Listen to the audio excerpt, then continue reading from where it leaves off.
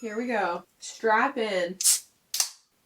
Welcome back to my channel. Today we have a very exciting video because we are doing another book video, and not just that, but a spooky books video, as you already know by the title of the video. We are going to be going over the books that I've already read in the spooky category, anything from horror, thriller, mystery, that kind of energy. Books I've already read that I loved, and then we're also going to go over the books that are on my TBR for the next month and a half. So right now it's mid-September, and I have several books that I want to read this spooky season. So it's an ambitious list for me, but we'll get into it. I absolutely love this time of year. I'm a basic fall girl, and I couldn't wait to be making some fall book content. So we're starting off with this video. I've got my autumn harvest candle lit. I got my cozy brown jammies on, and we're ready to dive in. Okay, the first book on this list that I've already read is The Guest List by Lucy Foley. This is based on an island off of Ireland, I think it is. So it's not like a tropical island. It's about a wedding party. So it's a private island, private wedding that's like booked this island, and someone on the island dies while everybody's there, okay? So it's a whodunit. You're trying to figure out who murdered this person. So the back says you have the bride, the plus one, the best man, the wedding planner, the bridesmaid. All have a secret, all have a motive, but only one is a murderer. So really fun thriller mystery, and then the environment too on that island is just so descriptive, and I remember being able to picture it very easily. It had the perfect spooky setting, and I couldn't figure out who had done it. So really good one. Highly recommend. And I also think this one would be good too if you're someone who's maybe a little more timid about scary stories or horror, because this one's just thriller mystery, but it's very good. Next up, we have the book The House Across the Lake by Riley Sager. This is the first Riley Sager book I read, and it converted me to loving Riley Sager. Love the book, so I've read 2 so far. Hint for what's coming ahead. So this one, it's following this woman who has moved to this lake house, and she's really depressed. She's kind of an alcoholic, and her husband has recently passed away, but she's at this cabin, you know, kind of wasting away, drinking all day and that sort of thing. But she starts to notice this couple that lives across the lake, some like suspicious activity going on. So she kind of starts to spy on them. Voyeurism. Now there's a twist in this book that I absolutely didn't see coming. Crazy twist. The writing is just really good. It was easy to follow. Again, kind of like the last book, is very descriptive, so I felt like it was easy to picture. It was just creepy. I loved it. Okay, next up is another book by Riley Sager. This one's called The Only One Left. This book is loosely based on the story of Lizzie Borden. If you don't know who that is, she allegedly murdered her whole family. I think in the 1800s. It's kind of an older story. Lenora Hope is the character in this book that allegedly murdered her whole family when she was a teenager, her sister and both of her parents. And since then, she's gone completely mute. So she never got convicted because they couldn't prove that she had done it. So she's still living in the childhood home. It's a mansion on top of a cliff. Looks exactly like the cover. And now she's an old woman and doesn't speak. So the main character we're following, though, throughout the story, her name's Kit, and she is a nurse. A home care nurse. For some reason, I can't remember, she is backed into a corner and has to take this job, but she doesn't really want to because it's a local legend about Lenora Hope murdering her whole family. But she's forced to take this job, and she starts caring for Lenora Hope. And then some weird things start happening. And it's also this thing of everybody just wants to know what really happened that night. Why is she not speaking? Let me read you this little blurb in here, because the town came up with a rhyme. At 17, Lenora Hope hung her sister with a rope, stabbed her father with a knife, took her mother's happy life. It wasn't me, Lenora said, but she's the only one not dead. Crazy. Oh, and I don't know if I forgot to mention this, but the mansion on the cliff has been slowly like sliding off the cliff for years. So that adds to the spooky atmosphere because the house will creak and shift as the story's being told. Very good. Love Riley Sager. We're on the last book of the books I've already read, and this one is probably my favorite spooky book I've ever read, and that's called Slewfoot by Brom. So this book is based in the year 1666. So spooky.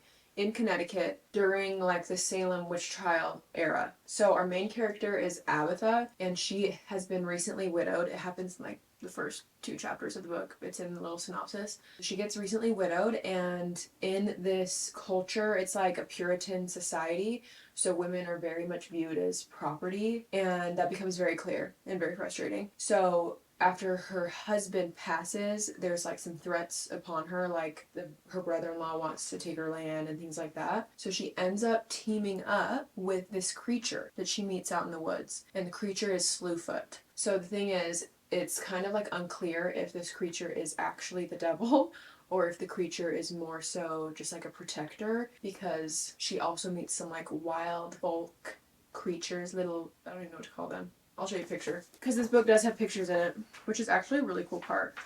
Like, look how fun. So cool. So she meets some of these creatures, and they call Slewfoot their like protector.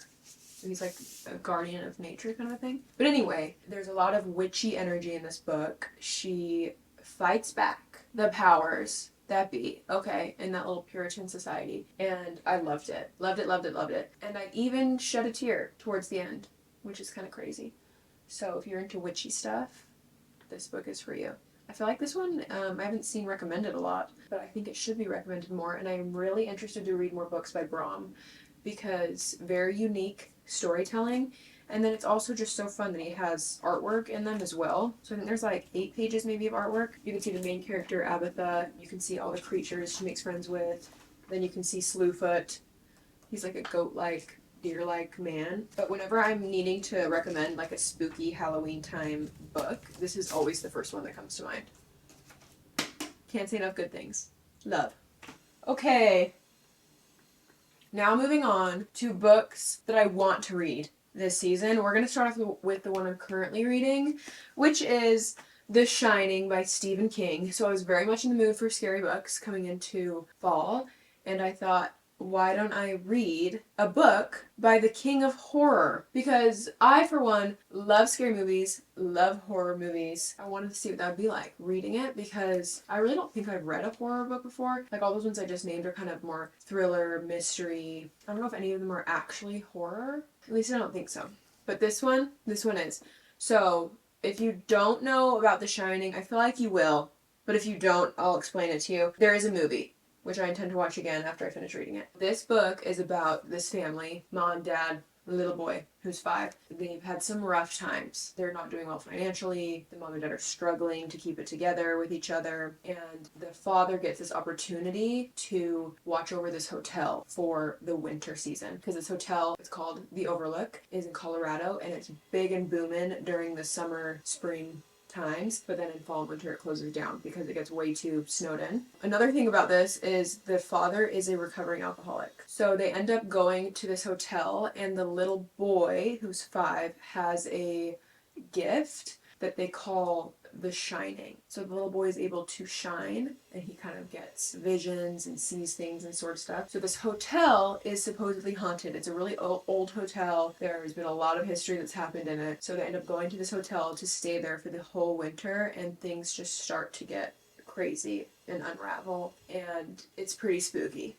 I'm about 430 pages in, and I will say, if you have watched the movie, it's still worth reading the book, because the book is a lot better. Not to say the movie was bad, I still liked the movie, but the book just has so much more detail. It's just so good so far. Obviously I haven't finished it yet, but I already know kind of how the story ends based off of the movie. Just really good. So I highly recommend.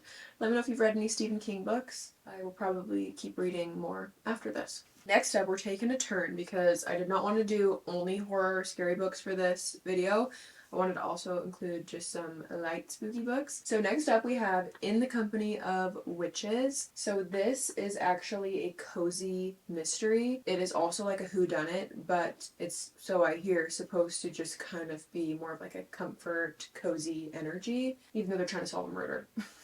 I've actually never read a cozy mystery, so I'm excited for this one. But it's about some witches that apparently are always like quietly helping the town. And then at this bed and breakfast that they're staying at, someone is murdered, and they try to figure out who did it. And they're witches, so they're magic. But very cute. Love the cover. And I've heard really good things about this one, and I thought it'd be good to switch it up, because who knows, maybe after The Shining I'll be a little bit too spooked to keep reading horror. Just for a little while though. I'll always come back to it. Okay, next up is another book by Riley Sager, and that is Home Before Dark. This one is about this girl. Now she's an adult, but the story is that when she was a child, she lived in this supposedly haunted house with her mom and her dad. And her dad is an author and was writing a book on haunted houses. So the book is called House of Horrors. She was too young to kind of grasp things or remember things, so apparently they fled the house in the middle of the night. And she doesn't know why, but now that she's an adult, she's read her dad's book and doesn't believe any of it. She thinks it was really just for sales and to write a good book and that sort of thing. But her father has now passed. She finds out that he still has ownership of that house they lived in. He never sold it or anything, even though they weren't living in it. Funny enough, she now as an adult is a house renovator, so she plans on renovating the house and selling it. Now, another thing to know is that the townspeople where this house is located are kind of upset that this book her dad wrote put, negative light on their town. So she kind of has some run-ins with people as she comes back to the town to renovate the house. But then as she is renovating the house, she plans on living in it while she's renovating it and starts to experience some things, which makes her start to wonder if maybe the book wasn't a crock of So, very interesting. I'm excited to read this one. I love a story about a haunted house. Really looking forward to that. And again, I love Riley Sager's writing, so I'm sure it's going to be great. Next up is another book by Riley Sager. Are we surprised? This one's called Lock Every Door. Very creepy. This one's about a girl who is kind of broke and finds an opportunity as an apartment sitter to make some money. And the apartment is a really famous building in Manhattan. So she's very excited about this opportunity. She moves in to sit this apartment, and then another apartment sitter within the building goes missing. So then it says, digging deeper into the building's past, she soon realizes that the Bartholomew, the building, is more dangerous than she thought, and that escape may be impossible. So sounds creepy. I'm hoping it's going to be a haunted apartment. That'd be fun. And again, I trust Riley Sager, so I'm excited and ready to read this. Alright, this next book I found from an Instagrammer. She has the cutest fall book-ish Instagram. Something Skywalker. I'll pop it on screen because I can't remember the handle off the top of my head. But this is how I found this next book. So this one's called Dark Harvest. It's a quick read. Look how tiny that is, which is sometimes nice just to have a quick, easy palette cleanser vibe. So this one is 170 pages, less than 200 pages. This one is about this Midwestern town based in 1963 where they have this local legend of something called the October Boy. Imagining it's like a jack-o'-lantern man, kind of like on the cover. And he comes out every Halloween with a bloody butcher knife in his hand and kind of hunts people down. But it says that the local teenage gangs eagerly await a chance to confront him because the October Boy is the prize in an annual rite of life and death. One guy knows that killing the October Boy is his only chance to escape a dead-end future in that small town, so he's willing to risk everything. Before Halloween is over, he will look into the sawtooth face of horror and discover the terrifying true secret of the October Boy. So very interesting, but I think this is going to be a really good spooky Halloween-y read. I'll probably save this one towards closer to Halloween, end of October, and I'm excited. It's also supposed to be a major motion picture, which is interesting. I'm going to have to look that up. Okay, the next book that I want to read this season is called We Used to Live Here. I'm reading this on my Kindle because I looked it up to purchase it on both Amazon and at Barnes & Noble, and it was extremely expensive for a book. I was kind of surprised. And then I thought, might as well just check on my Kindle, and it was much more reasonably priced there. So I've seen a lot of people talk about this one. I actually don't even know what it's about, so we're going to read it together right now. Oh, this one says it's also soon to be a Netflix original movie starring Blake Lively. That's crazy. This says, two homeowners whose lives are turned upside down when their house's previous residents unexpectedly visit. Charlie and Eve can't believe the killer deal they've just gotten on an old house in a picturesque neighborhood. As they're working in the house one day, there's a knock on the door. A man stands there with his family, claiming to have lived there years before and asking if it would be all right if he showed his kids around. People pleaser to a fault, Eve lets them in. As soon as the strangers enter their home, uncanny and inexplicable things start happening, including the family's youngest child going missing and a ghostly presence materializing in the basement. Even more weird, the family can't seem to take the hint that their visit should be over. And when Charlie suddenly vanishes, Eve slowly loses her grip on reality. Something is terribly wrong with the house and with the visiting family. Or is Eve just imagining things? That's actually the first time I've read all that. And I'm very intrigued. And got the chills reading that. That's so creepy. So very excited about that one. If you have a Kindle, I recommend getting it on there, at least as of right now, recording this video. Last but not least, this is Halloween.